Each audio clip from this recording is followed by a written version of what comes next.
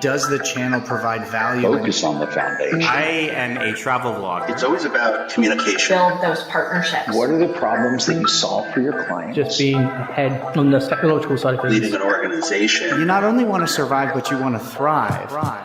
They said it wouldn't last, and they said that you can't drive profitable and incremental revenue through the affiliate channel. But here we are, 20 years later, and the affiliate channel is alive and kicking and generating profitable revenue for thousands of retailers across the globe. Hi, I am Jamie Birch, your host of the Profitable Performance Marketing Podcast, where we talk to some of the industry's best and brightest about their careers, about leadership, and about how to drive profitable revenue through the affiliate channel. Hey, welcome to the Profitable Performance Marketing Podcast. As the intro stated, I am your host, Jamie Birch, and I'm the CEO and founder of the award-winning affiliate management agency, JEBCommerce. We have a really great guest today. I'm really excited to share this with you. But first, if you are looking for help with your affiliate program, if you're looking for an outsourced team to manage it, if you're looking for new pockets of affiliate recruitment, and you're trying to tackle things such as how do we handle influencers, how do we handle content, how do we take a existing and mature affiliate program and find growth and revenue, you definitely want to reach out to me. You can email me at gethelp@jebcommerce.com, and I'd love to spend an hour with you and just talk about what your issues are, your obstacles, and help you find a way forward. We've done that with many, many clients in the past, and my time is available to you. Now, who are we talking to today? Well, none other than Blagica Bottigliero. Blagica and I go way back. We have known each other for 20 some odd years. We met while I was managing the affiliate and digital marketing at Coldwater Creek, and she was running the digital team at Orbitz. So she actually started the affiliate program at Orbitz way back when in 2001. So she brings an amazing amount of experience. We talk about all sorts of stuff. Her time at big agencies like Edelman, her time as a startup founder, her time at startups, and her time in affiliate marketing. So you're really going to enjoy this conversation. We dive into a lot about influencers and affluencers and the convergence of PR and social media into the affiliate program that we've seen and the impact the pandemic has had on that. We have a great conversation about how important representation is to women and minorities and how that relates to her origin story and some of the things we do at JB. So this is a conversation that goes over a lot. Blagica is our director of affiliate marketing. She started with us November of last year, and she has been doing some great things with our team. So you can dive right into this conversation about all things affiliate, her career, how she made those choices, and all sorts of stuff on today's podcast. But I'm just going to get out of the way so you guys can listen to my conversation with Blagica. Well, good morning, Blagica. How are you? Welcome to our Profitable Jamie. Performance Marketing Podcast. Welcome back from vacation. Thanks. I'm stoked to be here. I am refreshed and ready to talk about all of the things. That's great. I'm refreshed. For our listeners, Blagica and I both were out at the same time. In fact, we were around the same Grand Canyon, you on the south side, my family on the north side over spring break. I thought it was wild because the times I was checking my feeds, I was like, oh, look where he is. Oh, it's almost due north of us. And it was a really great time to be out there. It was my first time visiting the Grand Canyon. So many thoughts on that. I'm just really surprised as to how many people go to that edge, like the edge with no railing. You talk about the edge. That was the photo. So we were obviously on the other side. We got to see Horseshoe Bend, which is one of the most photographed areas on the planet. And we've been there before, but we go on the reservation side, the private side. And so there are no railings at the edge. And I saw your Facebook post about wanting to just grab the kids back. And I had an argument with my kids. My son wanted to go hang over the edge. And I was like, look, my job until you're 18 is to keep you safe and alive. If you're pissed off at me for the rest of the vacation and alive, I don't care. He's giving me a That's what heart my attack. husband said. They both had backpacks on. They both had, there's a picture. There's a picture of my son who's 9. He's holding the railing, he's not over it. And my husband's hand is on his backpack in the picture just I to saw keep him that. back. So it was glorious. And I'm so thankful that we went there and it was really active. And I just think, from a refreshing standpoint, it's important to always unplug a little bit. So I'm glad we did it. And I'm glad that we were able to show the kids this part of the country. It was beautiful. And it is one of the best parts of the globe. We stayed at Page, Arizona. We were last there. We arrived the night the NBA canceled their season and got to the hotel, and we hadn't had cell service, and we show up, we go to Sonic right next to the hotel, and I just start looking at the news and I'm like, why did we leave? What is going on? So it was nice to come back this time and enjoy the time. But we got home to snow. It snowed this morning and it is cold, windy, and rainy. So I am missing Arizona greatly today. Yeah. But Same. we could talk about that the whole time. It is super important to get away, I think, for everybody and to really disconnect. I was able to, for the first time in I think since the pandemic, take a vacation and take Slack and email and all that stuff off my phone and had no interaction with everyone back in the office. And that was really, really important. But tell us about yourself. Definitely in the intro, I'm gonna tell a little bit about you, but tell us your origin story. Like, how did you find affiliate marketing, digital marketing?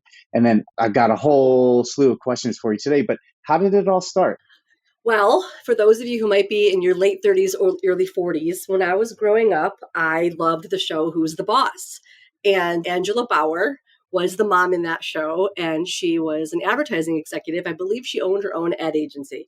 So I loved that show and I loved her shoulder pads, but more than that, just hearing different parts of what she did, I wanted to go into advertising. I really thought that I had, in high school, I ran for student government positions. I made my own signs. Like one of my signs in high school, I cut out a bunch of eyes from magazines and I pasted them on the poster board and it said, "The eyes have it, vote for Blagica." So I always was doing these really off the wall kinds of things. So I was an advertising major. I went to Western Michigan University. I majored in advertising there, and I minored in business. Fantastic education. Western now is known for, so many things, engineering, medicine, and what have you, but the business school was always top notch, and the ad program has come so far from when I was in school to the point where most big agencies actually still recruit from Western, specifically because Western teaches media buying and planning. So I'm at Western and I was a really serious student. I knew this is like the late 90s. I knew I needed to get a job. And so I had internships all summer, all through the year. I worked at an ad agency. There was a competitive job that was sponsored by the Direct Marketing Council, like straight up paper, like the direct marketing people had this competitive scholarship where 10 students across the country would work for Ogilvy and Mather in New York.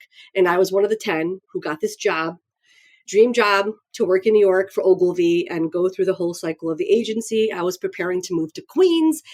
But then a friend of mine from school just got this job at this company in Chicago called Giant Step, working with this thing called the internet. And they were looking for a project coordinator. And I thought, well, it is closer to home. I'm from Detroit, so let me just give it a whirl and try. So I took the train to Chicago. I interviewed, really enjoyed it, enjoyed the people. And then I got a job offer. And I decided to take the chance on this internet thing and move to Chicago.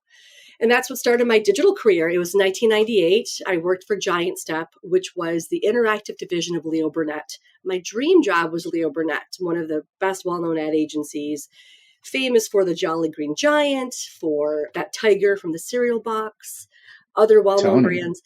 That's it, Tony. But Giant Step was the interactive, like a division. So I'm like, okay, consolation gift, I'll work for this company. And straight out of school, they sent me in a car to drive myself to Newton, Iowa, where Maytag was headquartered before Whirlpool bought Maytag and brought Whirlpool to Benton Harbor, Michigan. And for the first 2 years out of college, I was living in appliances, and that began my career, understanding how to make websites. And that started my entire digital career since 98. And from there, it went from learning how to make websites. And then I went into how to buy ads and how to create websites and then how to sell things online. And that's what brought me to affiliate marketing. That's great. There's a couple things I want to ask you, but you and I we've known each other for 21 years, probably 20 some odd years. Gosh. At least. That's definitely dating us for sure. But we've known each other for a really long time. I met you while you were at Orbit. So how did you find Orbitz? What was the decision-making process? How did you make that step away from Giant Step? And what sounded like your path into the ad agency that you wanted to get to, now you're kind of diverging from that. What was that? What happened there? So at Giant Step, when the internet started, it was also like, this is circa 1998 to 2001. Every brand, every company needed to get online. Our brands included Oldsmobile, an earlier GM brand that's no longer there, Maytag, United Airlines. So every brand, Kellogg, wanted to be online. So the ad part, I was like, I'm still doing advertising, but it's on the internet. This is cool. I think I want to stay here. So I had the forethought even then to stick around the web. So 2001, there was a big .com bust, and agencies were downsizing across the country. And I was part of that. I was part of that crew. I got laid off. First job out of school. .com parties turned to pink slip parties. Exactly. We all sat in our chairs literally that day waiting for the call. Do you have a job or not? Just wait in your chair. Looking back, that was just psychologically awful. By the way, if any HR company did that to your staff, that was awful.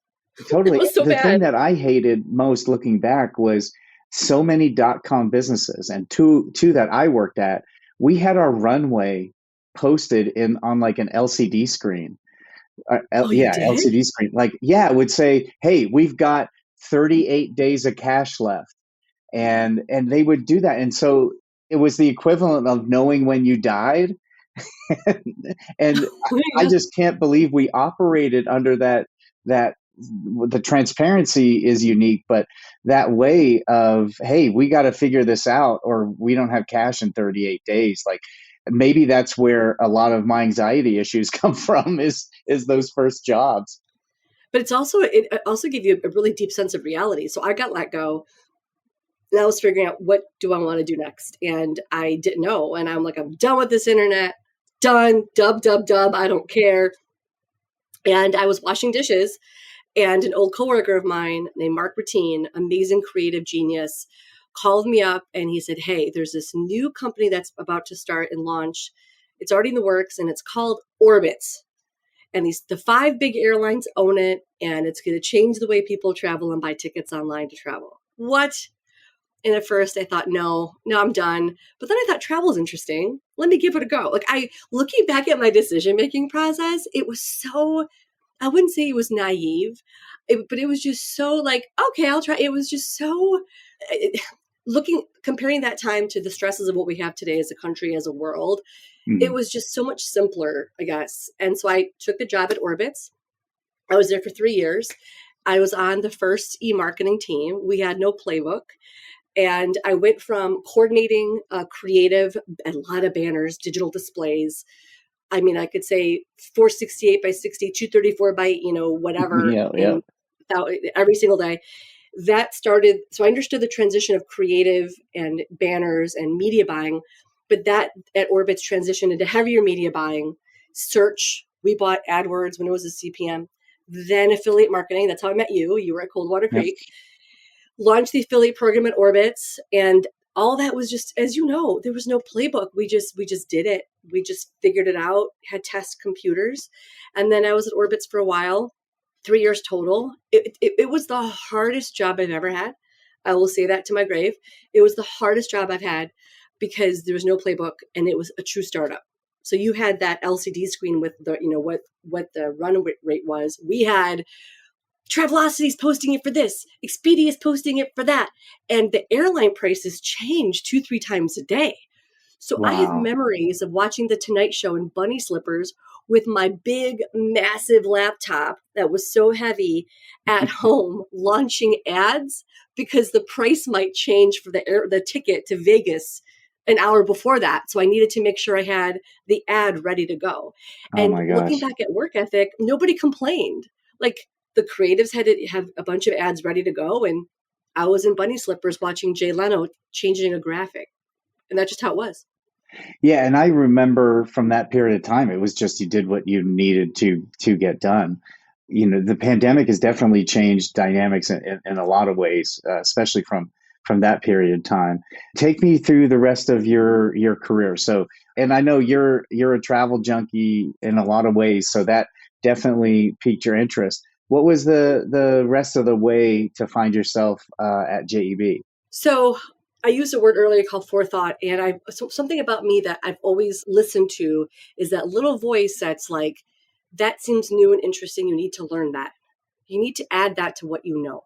So I was at Orbitz and I needed a break in general from work for a while. I didn't go backpacking through Europe. I didn't do a break, a pause, a gap year.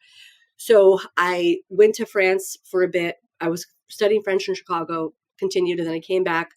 And then I worked at a company called Cool Savings for a while. That was all about lead generation.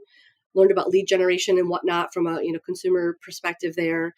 Then I did a lot of consulting. After that, I consulted within the affiliate space as well. I worked for another group called Partner Centric, working for them, doing affiliate marketing as well.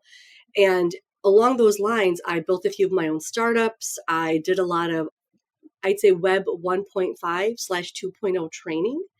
And I used those years to really learn how to do things, how to build a website, how to drive traffic on my own, how to create content. During that time, I was also a blogger with NBC Chicago, so the NBC affiliate in Chicago, where my team actually won an Emmy for our work in new media.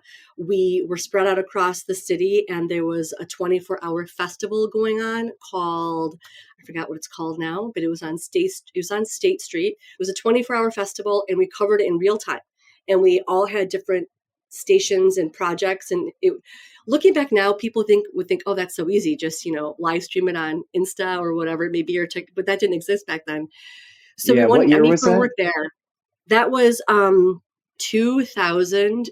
I have the statue upstairs. I can go get it. I forgot the year. It was around 2006, 2007. Oh yeah, so that's well before like any of the technology that made covering something 24/7 very, very difficult. Or all the technology that made that really easy, you didn't have back then. Right.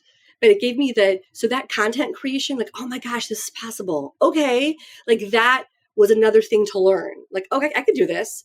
But I didn't realize then how important it would be for like 10 years later in terms of what happened with social media. So was there for a bit, and then I joined Edelman. So Edelman is still the largest PR company in the world. I started on the consumer side, went to the digital side, where I led a group of strategists with helping our brands understand social media and the digital version of PR. And then I went to Motorola. I was the head of social media for Motorola. I was always a gadget lover, and I love the idea of working within cell phones and how to talk about technology. And that was right before Google bought Motorola Mobility. There's two Motorola's, Mobility and Solutions. And then Google bought us, and then I left Motorola, and I consulted some more, did a lot of consulting in the Chicago area, the Chicago French Pastry School, Choose Chicago, Illinois Technology Association for clients. And then I spent some time at Target. So Target reached out to me a few times through a recruiter. The first time I decided, not to pursue the job, but the second time around, they were looking for a head of social media. And I'm like, it's Target. I love the brand. Let me give it a go. And that is one point in my career that is such a lesson for me, because I interviewed for the position during the first ever data breach that we experienced as consumers. It happened at Target. And I interviewed at the time. The company had gone through so many changes in leadership and what have you. I was there for 3 months, moved the entire family to Minnesota. And when I started, I realized it probably wasn't the best job for me because so much had changed within the first 3 months that I was there with leadership and direction. But the family loved Minnesota. We loved being there. And we stayed there for close to a year. I worked for a company called Mod Squad, where that job is where I learned the element of human moderation. So at that point in 2014, you saw a lot of content and a lot of news regarding things that were starting to be streamed online that were negative or scary in nature. And that is the beginning of when folks realize that there's only so much YouTube, Facebook, or Google can do from the standpoint of a robot or algorithms. And I still believe that to this day. And that's when I got my bird's eye view into, oh my gosh, like all this content being made and how negative things could quickly turn from a conversational level. So we had a bunch of human content moderators helping brands and companies with, how they were interacting online. Enjoyed that. And then got back to Chicago. We came back to the Midwest and I worked for an agency there where I led social media, the social media practice for an agency. Enjoyed it. And then went back to doing some work consulting. And then the pandemic struck. The pandemic struck in the spring of 2020. My husband is a sommelier. He's a kind of a wine nerd, but not a stuck-up wine nerd. He's like a chill guy. He's great. We had him do 2 virtual tastings at JC, and we love him. He's awesome. I think I'll keep him. He had a company called Bottles Nation where he was doing in-person wine events in Chicago, across the country. He was being flown around and doing different wine events. The pandemic stopped it. And so I'm like, all right. And all this work stopped and my clients were, shoring up their budgets. And we thought, what are we going to do? And I locked myself up in the family office for a night and we switched the company to virtual tastings and beer tastings. We were one of the first to do it. And it was off to the races. So for about a year and a half, I was helping him from a marketing partnership perspective, build and manage this thing that we started. We did over 1,000 tastings in less than a year. Wow. And it's still going strong. Yeah, he's working with it today. You've told me that before, and I've done the math. That is like 3 a day or more. We had people across the country helping us. So we had sommeliers, cicerones, that's a beer expert, mixologists, across the country working. At some point in the Q4 of 2020, we were doing like 20 events a day. It was unbelievable. And we learned so much as entrepreneurs. And so now it's stable. But during that time, I kind of missed, I loved doing it and making content creative. I was managing a team of interns. Actually, one of those interns now works for the company as the marketing coordinator. I knew something was missing. Something was missing in terms of tinkering, in terms of technology. And then you and I were talking about what you built at JEB. And I thought, oh my gosh, that's so great. Kudos. And that's when I realized there was an opening for a director of affiliate marketing here at JEB with taking some best practices in the world of e-commerce, but incorporating content, social media activity, influencers, affluencer work, and merging it with the great stuff that you've been doing for 17 years. And I thought, oh my gosh, this is it. Because I felt like I missed going in and tinkering and doing the thing that it was a feeling that I missed for some time. And so when I came back to JEB, I felt like, okay, I tell people, it's kind of like coming home. And it is, because it meshes e-commerce, consumer marketing, technology all in one. Yeah, and one of the things, the big reason I reached out to you was this convergence of PR, social, and affiliates that's happening. The last 6 months have been pretty incredible with investment in the space and aggregation and new services launched, PR organizations coming into the affiliate space. With your background in social and PR, wanted to bring you in. And we're going to definitely talk about those convergence, but back to your career. On your website, Blagica.com, there's an intro that you're a digital OG, part of a generation of women who helped build the web. And that was, honestly, that's the first time in a really long time where I heard it presented that way. And so tell me a little bit about that, the women who built the web. Share with me that story. So I have a lot of girlfriends who are similar in age. We all started out together. As many of you know, Chicago was the majority of my background, but I traveled to conferences on the coast and I started to get to know people in LA and New York. And this is even before some of the bigger companies, my girlfriend was the initial marketing director of Facebook. And Dig, and she worked at Facebook. And so there are many people in the late 30s, early 40s who were sales reps, media buyers, planners, who were part of this web, this infrastructure that we all use today. But things change over the years. Maybe it's having families or running the family or other types of activities. And we're seeing less and less women who were part of the beginning of the web, because most of us happen to be single, we happen to not be married, and we had all the time in the world. But what I noticed as I got older, the space to me still hasn't been able to keep up with the creative needs of a working woman, a mother. And even if a woman isn't a mother, I have many single girlfriends who literally help make the web what it is today, but just not getting that same type of experience or opportunities that our male counterparts may have had in general with the web when it comes to joining a startup or running big divisions, or if you do happen to be a working mom, having the ability to have work share or a creative environment or director or boss that will enable you to have more of a flexible schedule to handle what needs to be handled at home while still running your job. My husband and I, Michael, we always had a creative setup where we decided to always have someone with the kids, and it ended up being, for a good portion of my career, Michael was at home running things with our children and running his consultancy out of the house. And that's really how I was able to get so much experience and thrive, is I was always present. I always knew that the kids were taken care of and whatnot. And but I still felt like I had to keep pushing in terms of being a woman in this space. And this isn't to double like men versus women, but there is definitely a lot's been done the last few years for women and minorities, quite frankly, within the tech space. But when it comes to the digital world of Web 1.0 to 2.0, there's been a drop off with the women who helped make it happen, that I don't see them as much as I used to because of, life or opportunities that just did not present themselves as they would have in other ways, other divisions.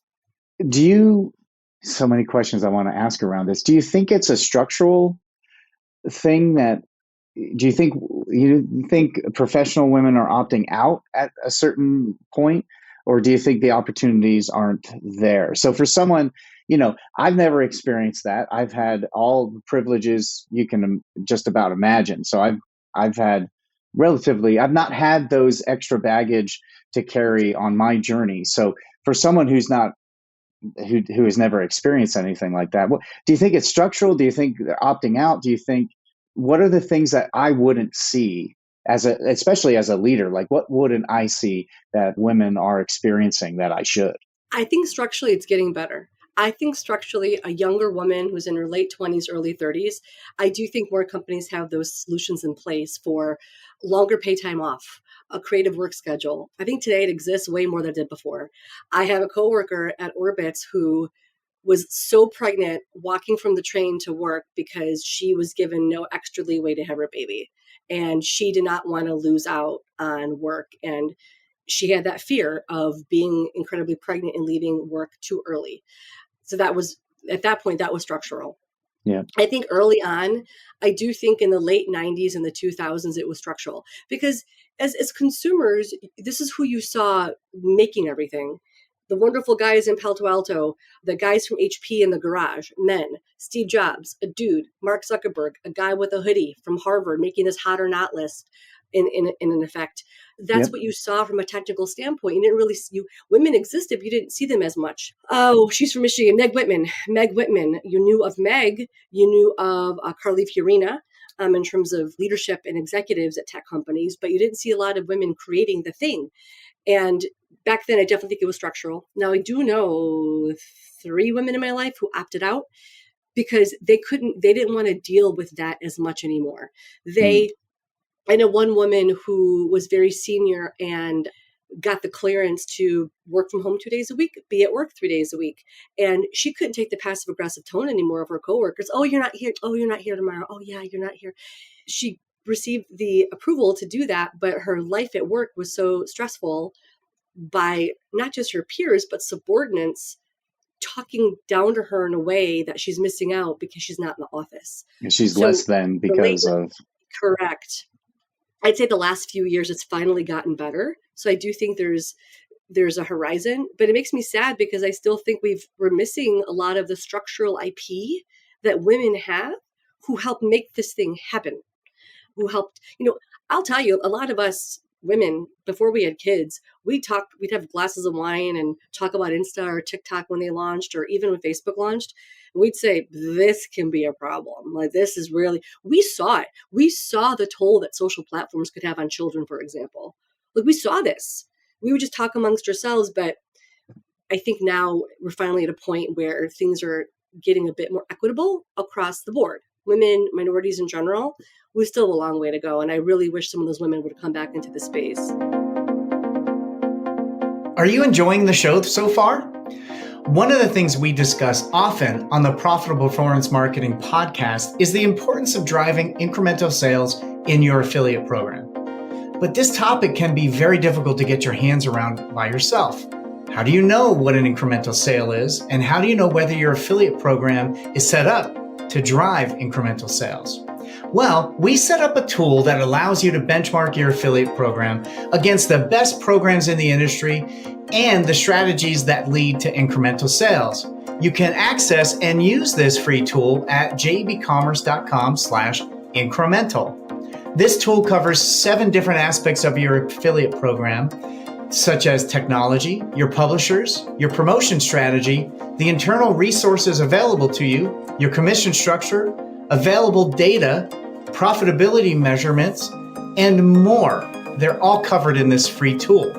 And I want you to be able to access this tool and find out exactly how your program stacks up, all for free, simply for being a listener of this podcast. And once you fill out this tool, you'll get an email outlining where you stand, including recommendations in all those areas for what you need to do to drive more incremental sales. You can access this tool at JEBCommerce.com/incremental. Now, back to our show. Yeah, well, I appreciate you talking about that. What we've tried to do, as a leader and a founder of a company, I get to impact the things that are important to me. And this is an issue, women and minorities in the workplace, and equality is one that's been very important to me and that we've been able to do some things. I think one of our attempts to counteract that or the motherhood issue is really ample time off and guaranteeing not just a job when you get back, but the job you left, so that you don't have to rebuild that ladder again. You stay right where you are. We give up to a year off for new moms. And we've had several employees take advantage of that multiple times and have done really well and seen their careers go. So there definitely is a side of, from the employer perspective, structurally, that they need to handle. Now, one thing you mentioned, if you don't mind me jumping into, but how important representation is. So you wanted to be an ad exec because you saw a woman being an ad executive in a firm. And I just saw this in a commercial. I thought it was fantastic. 2 men of color, I think they're scientists. And in the commercial, they talk about, we're here doing this because representation is important. And so, Are they brothers? I think so. Yeah. I've seen it. Is it a technology? They were with a tablet. They're holding a tablet. I've seen that commercial. Yes. Yeah. And they're in white coats, Yes. and it blew me away when I saw that. So that is something that's even more important. And can you talk to that a little bit about seeing people like you be successful? I mean, talked about not really seeing a lot of these tech executives. How important is that? Oh, it's huge. Anytime I would go to a conference and I'd see a speaker, a woman, whether she had kids or not, I would gravitate towards them, because then if I had time, I'd take them aside and ask them, how is it for you? How, especially in my 20s, whenever I saw someone at a conference speak, I'd always want to just ask, what is your life like? What tips do you have? Because I wanted to make sure that I had that support system. And for a while, was really involved, especially, there's still a lot of women in tech organizations and what have you that I've started, but I also found that a lot of women in tech groups, nothing wrong with it, but would focus so much on women who code. There seemed to be also a lack of women in technology who may not code, but are part of the digital web, a part of the intricacies of how things formed and how communication and connection is made online, that I think we can use more of. When I saw Angela Bauer, she's powerful. She's still a mom. She's running her home. And also when I saw Mrs. Huxtable, she's an attorney. Yeah. She ran that house on the Cosby Show, and she put all the kids in line. When I first got pregnant and someone asked me, how do you want a mother? I said, like Mrs. Huxtable, because she would just give them that look. There's an Yep. episode when Theo and his buddy cut in line and made fun of a girl getting a burger. They made fun of her because of her weight, I believe. He lied about it. To this day, I'm like, oh, when my kids are, I'm gonna use that Claire Huxtable tactic and act like we're in court.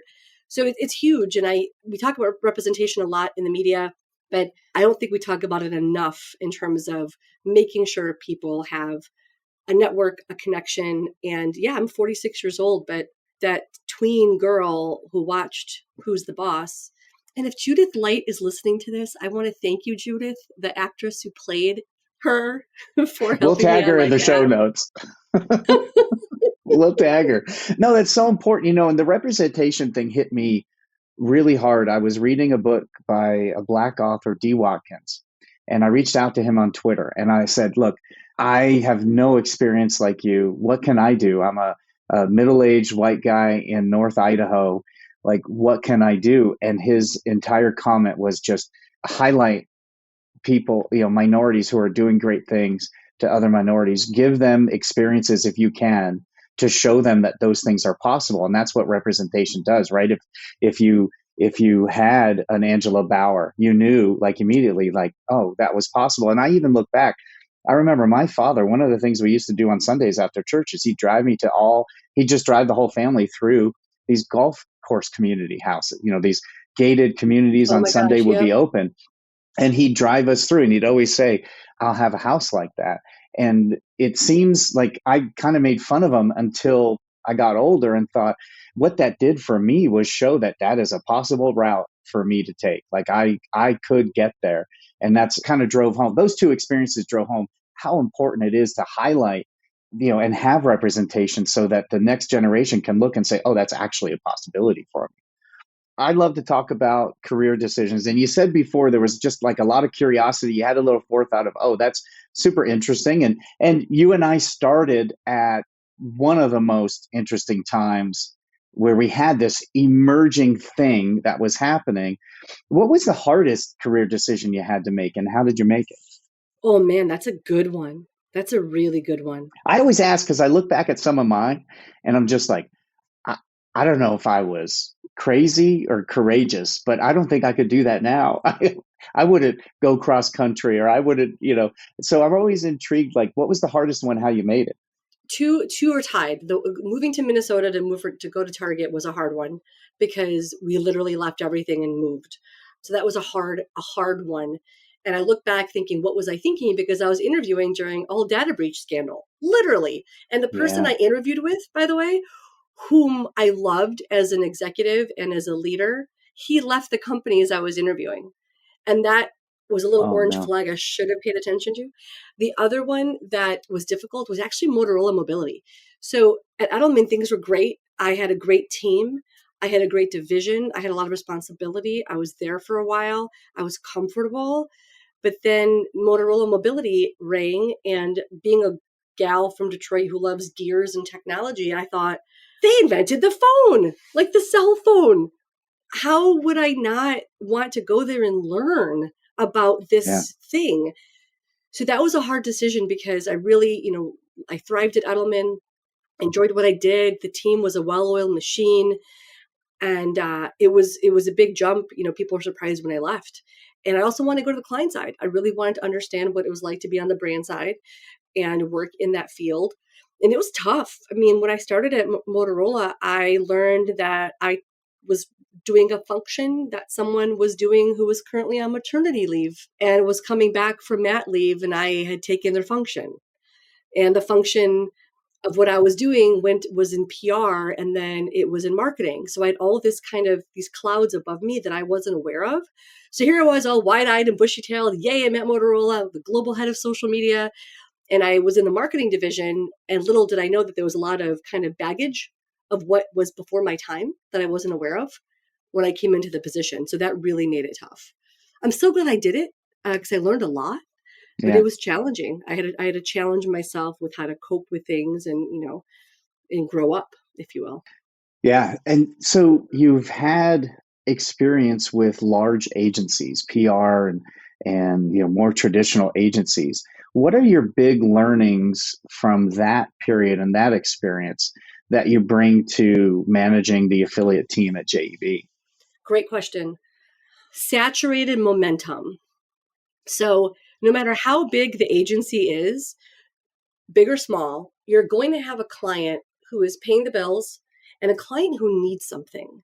When clients hire agencies, they need something, but they also need your expertise. They want you to be efficient. They want you to be smart, but they kind of want you to giddy up. They kind of want you to thoroughly understand the problem, to thoroughly come up with multiple solutions, and find the best solution for them as best as possible. So we learned to quickly immerse ourselves in the client. And I'll take that from David Ogilvy on Advertising. It's one of my favorite books. David Ogilvy wore Sears clothing and he used Dove soap. And I think he may have owned a Rolls Royce. Not sure about the third one. So I quickly learned to immerse myself in the vertical of my client, what they do, how they live and breathe.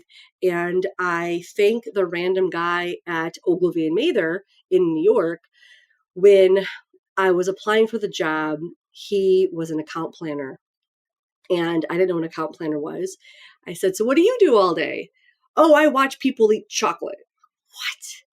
He worked on a chocolate account for Ogilvy and Mather, and his job was to study people on the subway. He went into this 2-hour soliloquy about how people open their chocolate, how they work on the corner, and how they peel it down. And what? So I took that into my job at agency. So like David Ogilvy taught me how to immerse myself in a brain and a vertical. This random account planner guy taught me the same thing. And no matter how big an agency is, a client still wants you to be nimble. And the irony that people forget, and I'm sorry for anyone listening, whether you're 46 or 26 or 16, the internet is typically known as a fast place. It's the World Wide Web. It's the information superhighway.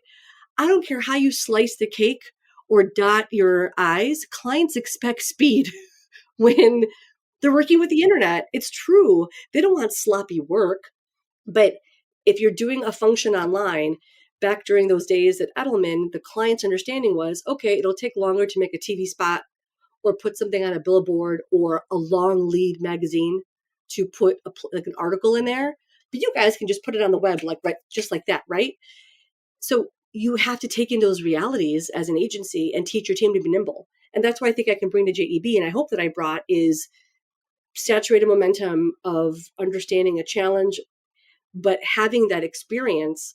Again, clients hire us for the experience, what we've done in the past, to merge those two things together, the client problem, challenge, experience of affiliate marketing, coupled with this new PR social world, and how to come up with the best solution for the client. That's awesome. I love that saturated momentum. Lots of good things for our listeners to pull out of that. Lots for me as the owner of the agency to know to support and keep driving home. Now you've worked agency side, you've been a startup founder, and you've worked on the brand side. What do you think is important for the agencies to know with working with clients? Like, some of the people listening have never worked on the client side. They've grown up in the agency side. But what do you think the agencies need to know when working with clients? Agencies need more empathy. Agencies need to understand that your main client or clients have people behind them. So most clients that you'll deal with at an agency are just a division of that company. It's just a division of the marketing channel. So Nike or Reebok, they will have a PR division, a marketing division, sometimes a social division. Your client is just one piece of that spoke, of that wheel. So there's always collaboration at a client with multiple divisions. There's a battle for budgets. Every division has to come to the table as seeking XYZ dollars for whatever agency, or many times clients will call us vendors. That's a very common word, a vendor. And so if a client's coming to you with a challenge or there's stress or what have you, oftentimes there's something going on behind that in terms of corporate restructuring, a product launch not going the way it was supposed to be. I remember at Motorola, we had so many product launches that got delayed, or because back then it's still the case, but not as much. We would make a phone and the phone would get altered AT&T would alter it with their little apps built in. Verizon would put their apps in the phone. We can never talk about it, which was hard for me as the head of social media. Couldn't really talk about it. But that put stressors on launch. So you go back to your agency, and sometimes it was, I can't talk right now. This is changing. I need you to fix this. Just do it. I know it stinks, and I just need it done. And that can come off very abrupt, very aggressive. But if agencies take a step back and remember that the person that is your main client, first of all, went to bat for you because they hired you, that's a big deal. So you need to make them superstars. Part of my job working at an agency has always been make my client a superstar at their company, within their division, within their team. What can I do to service my client in that way? I think agencies also forget that we are in a service business. We have the IP, we have the experience, the knowledge, the skill set, the people power all day, #all day. But we're still in the service business. So what can I do to make my client's day better? Because they're probably preparing for a presentation, a pitch, a new product launch, budgets are straining, whatever it may be. I want my client to know that they can call me upset or not upset, and I can help them solve a problem. That's awesome. Those are some really good, the things I pulled out of that: make my client a superstar, more empathy, and remembering agencies are a service business. I know I'm taking a lot of notes during this one. So affiliate marketing has kind of changed. One of the reasons why we brought you onto the JEB team was your history and experience and success in social media and PR. So talk to me about those things converging, what you've seen over the last 4, 5, 6 months of us working together, and where do you think affiliate marketing is going? Man, so much has changed and so quickly, but it's so exciting. Let's have the listeners go back in time with me for a little bit.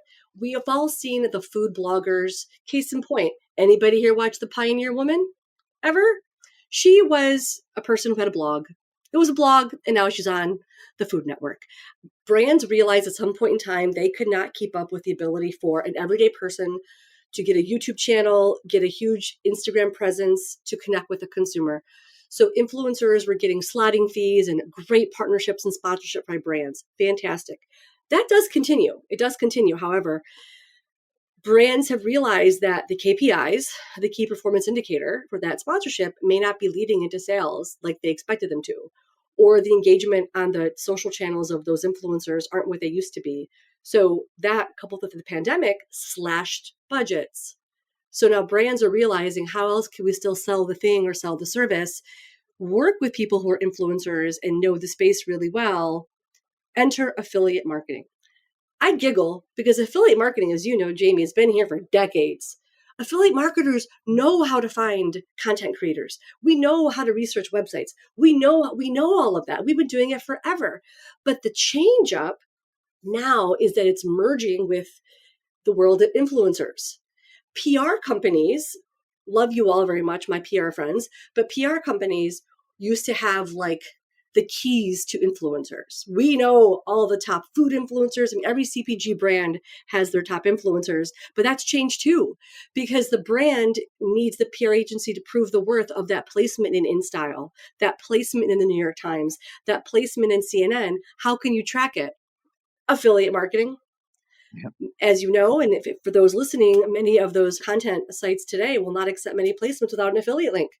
And so now our world that was kind of seen as, you've to use your word, the stepchild of digital marketing back in the day, has always been here. And now it's getting so much more awareness because we've been doing it forever. And on top of that, we know how to find what we at JEB, I love that we're dubbing it affluencers. It's essentially an influencer who's using affiliate marketing to gain traction for a brand. We work with folks on TikTok and Instagram today as affiliates. It's a different way for them to increase their revenue stream because they're not getting the slotting fee from a Kellogg or whomever anymore, but they still want to deliver that sale. And many would-be affluencers who are just posting about their baby or posting about what they like to wear in the morning don't realize that there can be a revenue stream for them. Enter affiliate marketing. So for me, starting out in the space from a traditional affiliate marketing side of things, when I say traditional, I mean just www. Loyalty site, coupon site, content, and so on, is still there. But now we're adding more blogs than ever before. True Which is niche crazy. content That's creators. what we're talking about. Right? Because when we started, Right. the blogs came about and we are like, this is going to be huge. And it's almost like, we went through a period of time where they were going to be the best thing, and some were, some weren't. Influencers came about, and they've been around for a really long time. And there was a lot of fits and starts and problems with that. And here we are sort of in this renaissance again of these content creators. Yeah. And it's a different, and now there's this massive, massive rush. We're even seeing investment. We're seeing investment in affiliate marketing agencies. We're seeing investment in SaaS-based tools for affiliate marketing along the lines of influencers. Now, I love SaaS-based tools in terms of finding influencers and whatnot, but I will go to the length of time about the need for human moderation of everything. I will gladly use a tool to initially help me find folks, different verticals who might like X, Y, and Z, but nothing beats the human time that we use to research a possible partner, whether it's a website or a social platform on behalf of a client. You need that. And it still takes that time. But I think it's an uber exciting time right now in the affiliate space. Some call it performance marketing, commerce marketing. For crying out loud, I think both McKinsey and Accenture did articles this year analyzing our world and the change in affiliate marketing. For crying out loud, Vanity Fair did a piece this year about our world. I never thought I would see affiliate marketing show up in Vanity Fair, but there was a whole article about it. It's exciting. Seeming that the rest of the world is catching on to our model of doing things, which is simple. It's pay for performance, call it whatever you like. And as long as you can track it, the performance you're looking for, then you can call it affiliate marketing, you can call it performance marketing. And it's the same thing we've been doing for a really long time. So there's seemingly like two sides of the fence on the influencer, affluencer PR area. One is the one extreme is this is what's going to drive all my revenue very quickly, right away. It's going to save what we're doing. And the other side is we've done this before and there wasn't a lot of production. So how do you kind of address both of those? I love that. I would say yes. I would say that the earlier influencer piece of things may not have worked. And you know why? It didn't need to. What do I mean by that? Well, the early influencers were getting paid a flat fee, a slotting fee of some sort, 5K, 10K, 100K for awareness or whatnot. And it didn't result in sales for the brands at the time. That is indeed very true. And there may have been fake followers that were purchased, or Twitter followers too. That was indeed true, completely true. But that's changed because now the brands and their marketers and their staff, a lot more educated in the space, they know what to ask for. So most brands today are up to speed in knowing they want that true engagement and the fakeness of what social media once was. And let's be honest with our listeners. I've heard a lot of horror stories. Oh, I've worked with influencers, they don't work. Yeah, many of them haven't, for sure. Now, the other side of things, will influencers and affluencers save the world? No. But you still need that to diversify your mix of publishers and partners you go out to, because it is going to be a mix of both. We as consumers have attention deficit disorder with the World Wide Web. You're at Starbucks, you're at Panera, you're at Walmart, you're at Kroger, you're at Safeway. The line is long, even for self-checkout. In a world of on-demand right now, self-checkout still has a line. What are you doing? You're on your phone. Your thumb is going up, and you might pause and look and see things. That's how we behave as consumers. So in the affiliate space, we have to adjust to that. And brands are adjusting to that. That's why so many brands are now adding affiliate marketing to their sphere. And many brand affiliate marketing contacts come from traditional media planning spaces. Why do I say that? Because we're not only seeing a change with influencers and affluencers, affluencers, what we call those in the affiliate space, we're seeing more of an acceptance for paid placement.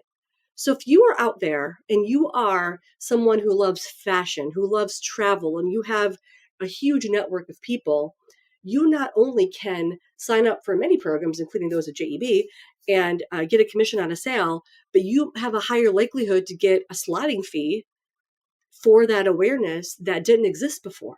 So our brands are now understanding that component. To sum that up, affiliate marketing is truly that convergence of paid media. Check, got that. You want a slotting fee on your loyalty site? That's paid media. So paid media with pay for performance, we got that, with even a PR aspect, because so skim links. Look at skim links and look at Sovereign. So many of the pieces of content they're posting or publishing are PR links. So you got PR, paid media, and social media converging within this affiliate space. It is enough to make your head spin. Hey, but that's okay. At JEB, we have it all sorted out because we've been doing it for a long time, and we can mesh all the worlds together in a nice little package. Definitely, definitely. So when we talk affluencer and influencer, there are some misconceptions when so now we're speaking to the advertisers that are listening, and they want influencers. And again, to your point of like speed right now, I need it now, need it now, need it now. Talk to me about one of the big difference between working with an affluencer and an influencer, what the advertiser's expectations should be, and what you found and what our team has kind of found working with both. Love it. Influencer. If a client says, I want an influencer today, I am a CPG and I make pasta sauce. Give me an influencer. Sure. To research an influencer, a true influencer, that brand is looking for a spokesperson, potentially for a long-term deal, potentially to launch a new sauce. It will take time to really find the right person in terms of what they posted about. Have they posted competitor things? Are they working with a competitor? Are they posting often? What's their engagement rate? That takes time alone before the potential outreach to talk to that person about doing the deal with the brand.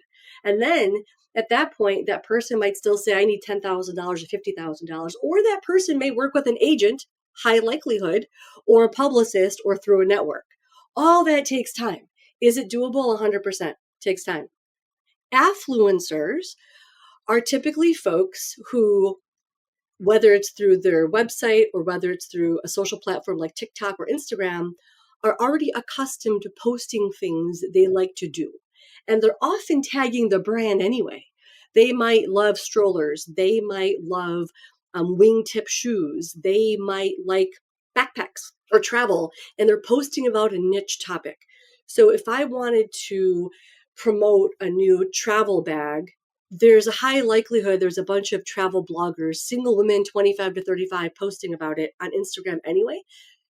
So you still need the time and the research to find those people. But the difference is you're reaching out to them one-on-one to give them an opportunity to add a revenue stream to what they're already posting to be an affiliate for your brand. It's still time. It's still outreach. It's the same activity that happened in the traditional affiliate space, but now you're doing it through a different platform. And quite frankly, it might be quicker because we can direct message that person, that poster, and it's not considered spam because they welcome those types of direct messages. So both are possible, but I would say the influencer side of things tends to also work well in conjunction with a brand team or a PR team for a sponsorship or long-term deal with a person or entity. And the affluencer side of things tends to have they're more nano influencers. They may have smaller amount of following. They naturally post things, and you can work in conjunction with a PR team from a brand perspective, or guardrails, if you will. We find that many brand teams like to have the guardrails in place of, we'll work with the traditional influencers here. We'll work with you on this aspect as well. But lastly, the feedback that I hear from clients is, let's just start now. How quickly can we get going with adding affluencers into the mix while still keeping the brand teams abreast? Yeah, and I think the one thing, and I love the answer, I think another thing that is really important differentiation is with the influencers, you're going to have to educate them on the model and how they get paid and how they post and all of those things. But affluencers, those influencers who are already familiar with affiliate marketing and the networks and the platforms and all of that time frame can be significantly lower because you don't have to convince them that this is what we're doing. You don't have to educate them on a model they may have never heard of in their life. And you don't have to educate them on how to actually do those things. So it's why I know you and I have been so clear with our clients of this. There's this differentiation. So when we're talking influencer, which one are you talking about? Because expectation of time, resources needed, how often you have to test, to find the ones. That's the other area, Yes, that we haven't talked about 100%. either. We are at time, and this has been a great conversation. Now my dog decides to wake up and make an entrance Hey, to the Pooch. video here. But yeah, thank you so much. If someone wants to get a hold of you and continue this discussion, what are the best ways that they can find you and interact with you? The beauty of having a really funky first name is I've clinched the name in most social channels. So you can tweet me, you can send me a DM on Instagram. My first name, Blagica. You could also email me at blagica@JEBCommerce.com. And yeah, we'll chat. It's been delightful to chat with you in this way and kind of, spitball the nerdery that you and I share. And yeah, let's keep rocking some saturated momentum. Yeah, definitely. The origin story is something that over the 20 some odd years we've known each other, I have never heard. So that was fantastic. And we'll include all those links in our show notes as well. But Blagica, thank you. It's always good to chat. The many chats we have during the day, our second or third today already. Right. But thank Right. you for coming on board. And we'll have all those links so our listeners can continue the conversation with you. But thank you. Thank you. Bye. Well, Blagica, thank you so much for joining. I did not think I would learn so much after knowing you for so long, but really enjoyed this conversation. And, we dive into important issues, not only affiliate marketing, but stuff that affects all of us. And that issue of representation really, really hit home, and hearing how important it was for Blagica's own path to see someone like her that looked like her succeed in something, open that up to her, seeing that for herself. So much is going on in today's society, so many discussions and right versus left and all these things going on. But I hope you can see how it affected this one person. Now imagine that's affecting women everywhere and minorities everywhere, and how important it is for people to see someone like them in these positions. So, Blagica, thank you for diving into that with me.